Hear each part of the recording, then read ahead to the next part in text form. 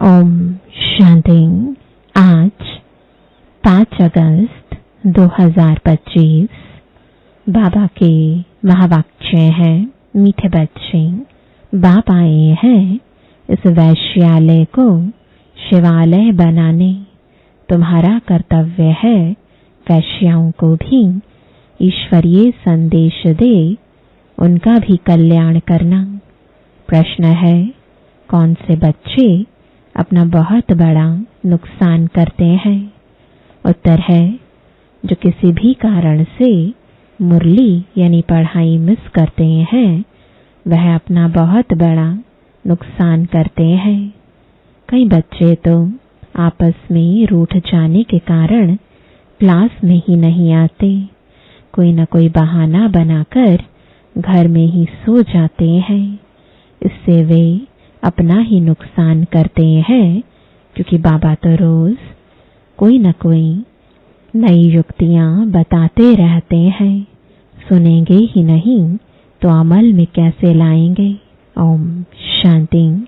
मीठे मीठे रूहानी बच्चे, यह तो जानते हैं कि अभी हम विश्व के मालिक बनने के लिए पुरुषार्थ कर रहे हैं। भलमाया भी भुला देती है, कोई कोई को तो सारा दिन भुला देती है। कभी याद ही नहीं करते जो खुशी भी हो। हमको भगवान पढ़ाते हैं, यह भी भूल जाते हैं। भूल जाने के कारण फिर कोई सर्विस नहीं कर सकते। रात को बाबा ने समझाया, अधम ते अधम जो वैश्याएं हैं उनकी सर्विस करनी चाहिए। वैश्याओं के लिए तुम ऐलान करो कि तुम बाप के इस ज्ञान को धारण करने से स्वर्ग के विश्व की महारानी बन सकती हो। साहूकार लोग नहीं बन सकते। जो जानते हैं, पढ़े लिखे हैं, वह प्रबंध करेंगे उन्हों को ज्ञान देने का, तो बेचारी बहुत खुश होंगी, क्योंकि वह भी अबलाएं हैं। उनको तुम समझा सकते हो। युक्तियां तो बहुत ही बाप समझाते रहते हैं। बोलो, तुम ही ऊंच ते ऊंच, नीच ते नीच बनी हो। तुम्हारे नाम से ही भारत वैश्यालय बना है। फिर तुम शिवालय में जा सकती हो, यह पुरुषार्थ करने से। तुम अभी पैसे के लिए कितना गंदा काम करती हो, अब यह छोड़ो। ऐसा समझाने से वह बहुत खुश होंगी। तुमको कोई रोक नहीं सकते। यह तो अच्छी बात है ना। गरीबों का है ही भगवान। पैसे के कारण बहुत गंदा काम करते हैं। उन्हों का जैसे धंधा चलता है। अभी बच्चे कहते हैं, हम युक्तियां निकालेंगे, सर्विस वृद्धि को कैसे पाए। कोई बच्चे कोई न कोई बात में रूठ भी पड़ते हैं, पढ़ाई भी छोड़ देते हैं। यह नहीं समझते कि हम नहीं पढ़ेंगे तो अपना ही नुकसान करेंगे। रूठ कर बैठ जाते हैं। फलानी ने यह कहा, ऐसे कहा, इसलिए आते नहीं। हफ्ते में एक बार मुश्किल आते हैं। बाबा तो मुरलियों में कभी क्या राय देते रहते हैं। मुरली सुनना तो चाहिए ना। क्लास में जब आएंगे तो सुनेंगे। ऐसे बहुत हैं, कारणे अकारणे बहाना बनाए सो जाएंगे। अच्छा, आज नहीं जाते हैं। अरे बाबा ऐसी अच्छी अच्छी पॉइंट्स सुनाते हैं। सर्विस करेंगे तो उच्च पद भी पाएंगे। यह तो है पढ़ाई। बनारस हिंदू यूनिवर्सिटी आदि में शास्त्र बहुत पढ़ते हैं। दूसरा कोई धंधा नहीं होगा तो बस शास्त्र कंठ कर सत्संग शुरू कर देते हैं। उनमें उद्देश्य आदि तो कुछ है नहीं। इस पढ़ाई से तो सबका बेड़ा पार होता है। तो तुम बच्चों को ऐसे ऐसे अधम की सर्विस करनी है। साहूकार लोग जब देखेंगे यहाँ ऐसे ऐसे आते हैं तो उनके आने की दिल नहीं होगी। देह अभिमान है ना, उनको लज्जा आएगी। अच्छा, तो उनका एक अलग स्कूल खोल लो। वह पढ़ाई तो है पाई पैसे की, शरीर निर्वाह अर्थ यह तो है 21 जन्मों के लिए। कितनों का कल्याण हो जाएगा। अक्सर करके माताएं भी पूछती हैं कि बाबा घर में गीता पाठशाला खोलें। उन्हों को ईश्वरीय सेवा का शौक रहता है। पुरुष लोग तो इधर उधर क्लब आदि में घूमते रहते हैं। साहूकारों के लिए तो यहाँ ही स्वर्ग है। कितने फैशन आदि करते रहते हैं, लेकिन देवताओं की तो नेचुरल ब्यूटी देखो कैसी है, कितना फर्क है। वैसे यहाँ तुमको सच सुनाया जाता है तो कितने थोड़े आते हैं, सो भी गरीब उस तरफ झट चले जाते हैं। वहां भी श्रृंगार आदि करके जाते हैं। गुरु लोग सगाई भी कराते हैं। यहाँ किसकी सगाई कराई जाती है तो भी बचाने के लिए। काम चिता पर चढ़ने से बच जाए, ज्ञान चिता पर बैठ पदम भाग्यशाली बन जाए। माँ बाप को कहते हैं यह बर्बादी का धंधा छोड़ चलो स्वर्ग में, तो कहते हैं क्या करें, यह दुनिया वाले हमारे ऊपर बिगड़ेंगे कि कुल का नाम बदनाम करते हैं। शादी न कराना कायदे के बरखिलाफ है। लोकलाज कुल की मर्यादा छोड़ते नहीं हैं। भक्ति मार्ग में गाते हैं मेरा तो एक दूसरा न कोई। मीरा के भी गीत हैं। फीमेल्स में नंबर 1 भक्तन मीरा, मेल्स में नारद गाया हुआ है। नारद की भी कहानी है ना। तुमको कोई नया आदमी कहे मैं लक्ष्मी को वर सकता हूँ तो बोलो अपने को देखो लायक हो, पवित्र सर्वगुण संपन्न हो। यह तो विकारी पतित दुनिया है। बाप आए हैं उनसे निकाल पावन बनाने। पावन बनो तब तो लक्ष्मी को वरने के लायक बन सकेंगे। यहाँ बाबा के पास आते हैं, प्रतिज्ञा करते, फिर घर में जाकर विकार में गिरते हैं। ऐसे ऐसे समाचार आते हैं। बाबा कहते हैं ऐसे ऐसे को जो ब्राह्मणी ले आती है उनके ऊपर भी असर पड़ जाता है। इंद्र सभा की कहानी भी है ना, तो ले आने वाले पर भी दंड पड़ जाता है। बाबा ब्राह्मणियों को हमेशा कहते हैं कच्चे कच्चे को मत ले आओ, तुम्हारी अवस्था भी गिर पड़ेगी क्योंकि बेकायदे ले आए। वास्तव में ब्राह्मणी बनना है बहुत सहज, 10-15 दिन में बन सकती है। बाबा किसको भी समझाने की बहुत सहज युक्ति बताते हैं। तुम भारतवासी आदि सनातन देवी देवता धर्म के थे, स्वर्गवासी थे, अब नर्कवासी हो, फिर स्वर्गवासी बनना है तो यह विकार छोड़ो। सिर्फ बाप को याद करो तो वे कर्म विनाश हो जाएं। कितना सहज है, परंतु कोई बिल्कुल समझते नहीं है। खुद ही नहीं समझते तो औरों को क्या समझाएंगे। वानप्रस्थ अवस्था में भी मुंह की रग जाती रहती है।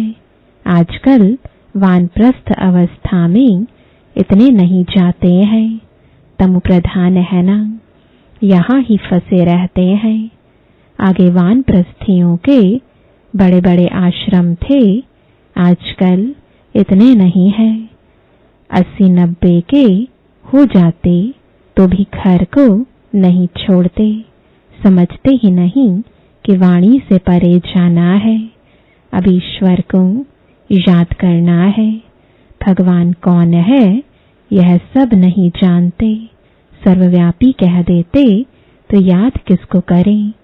यह भी नहीं समझते कि हम पुजारी हैं।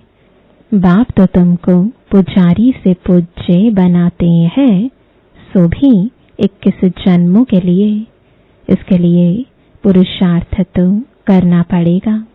बाबा ने समझाया है यह पुरानी दुनिया तो खत्म होनी है, अभी हमको जाना है घर। बस यही तात रहे, वहां क्रिमिनल बात होती ही नहीं। बाप आकर उस पवित्र दुनिया के लिए तैयारी कराते हैं। सर्वसेवल लाडले बच्चों को तो नैनों पर बिठाकर ले जाते हैं। तो अधमों का उद्धार करने के लिए बहादुरी चाहिए। उस गवर्नमेंट में तो बड़े बड़े झुंड होते हैं, टिप टॉप हो जाते हैं पढ़े लिखे। यहाँ तो कई गरीब साधारण है, उनको बाप बैठ इतना ऊंच उठाते हैं। चलन भी बड़ी रॉयल चाहिए। भगवान पढ़ाते हैं, उस पढ़ाई में कोई बड़ा इम्तिहान पास करते हैं तो कितना टिप टॉप हो जाते हैं। यहाँ तो बाप गरीब निवाज है, गरीब ही कुछ न कुछ भेज देते हैं।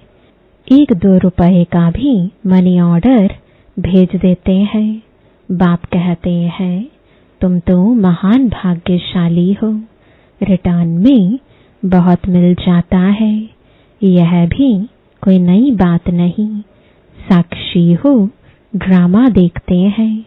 बाप कहते हैं बच्चे अच्छी रीति पढ़ो, यह ईश्वरीय यज्ञ है, जो चाहे सो लो। लेकिन यहाँ लेंगे तो वहाँ कम हो जाएगा। स्वर्ग में तो सब कुछ मिलना है। बाबा को तो सर्विस में बड़े फुर्त बच्चे चाहिए, सुदेश जैसी, मोहिनी जैसी, जिनको सर्विस का उमंग हो। तुम्हारा नाम बहुत बाला हो जाएगा, फिर तुमको बहुत मान देंगे।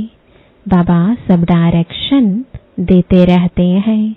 बाबा तो कहते हैं यहाँ बच्चों को जितना समय मिले याद में रहो। इम्तिहान के दिन नजदीक होते हैं तो एकांत में जाकर पढ़ते हैं। प्राइवेट टीचर भी रखते हैं। हमारे पास टीचर तो बहुत हैं, सिर्फ पढ़ने का शौक चाहिए। बाप तो बहुत सहज समझाते हैं, सिर्फ अपने को आत्मा निश्चय करो। यह शरीर तो विनाशी है, तुम आत्मा अविनाशी हो। यह ज्ञान एक ही बार मिलता है, फिर सतयुग से लेकर कलयुग अंत तक किसको मिलता ही नहीं, तुमको ही मिलता है। हम आत्मा है, यह तो पक्का निश्चय कर लो। बाप से हमको वर्षा मिलता है, बाप की याद से ही विकर्म विनाश होंगे। बस यह अंदर रटते रहें तो भी बहुत कल्याण हो सकता है, परंतु चार्ट रखते ही नहीं, लिखते लिखते फिर थक जाते हैं। बाबा बहुत सहज कर बतलाते हैं। हम आत्मा सतु प्रधान थी, अब तमो प्रधान बनी हूँ। अब बाप कहते हैं मुझे याद करो तो सतु प्रधान बन जाएंगे। कितना सहज है, फिर भी भूल जाते हैं। जितना समय बैठो अपने को आत्मा समझो। मैं आत्मा बाबा का बच्चा हूँ।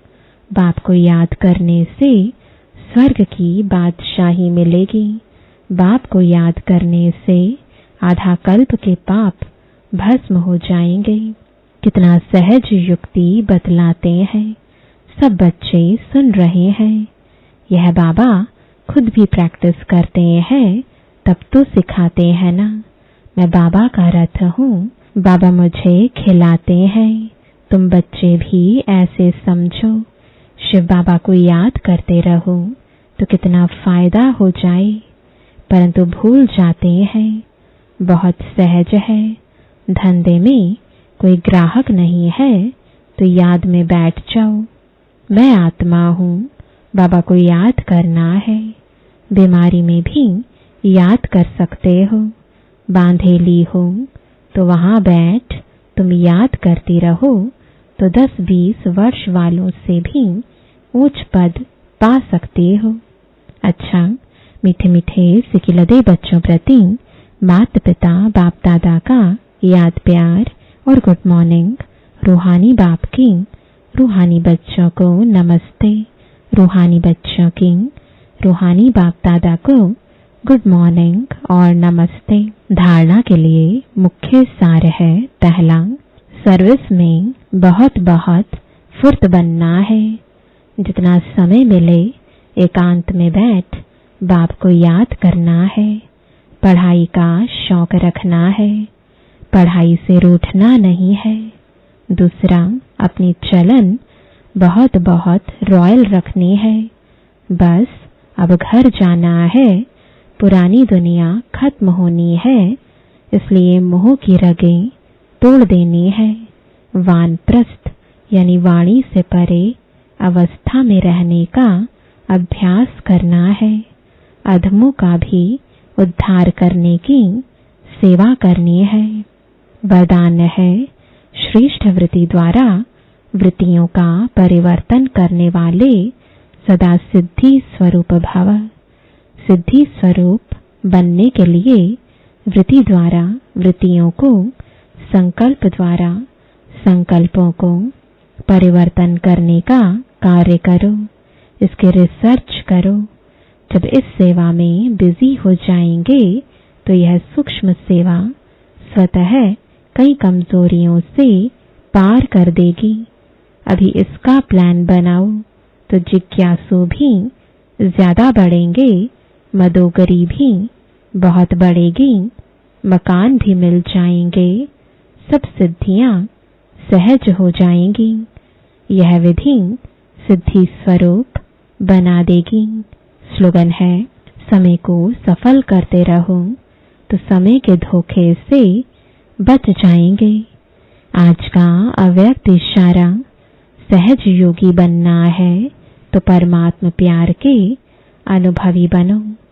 बाप का बच्चों से इतना प्यार है जो रोज प्यार का रिस्पॉन्ड देने के लिए इतना बड़ा पत्र लिखते हैं, याद प्यार देते हैं और साथी बन सदा साथ निभाते हैं। तो इस प्यार में अपनी सब कमजोरियां कुर्बान कर दो। परमात्मा प्यार में ऐसे समाये रहो जो कभी हद का प्रभाव अपनी ओर आकर्षित न कर सके। सदा बेहद की प्राप्तियों में मगन रहो, जिससे रूहानियत की खुशबू वातावरण में फैल जाए। ओम शांति।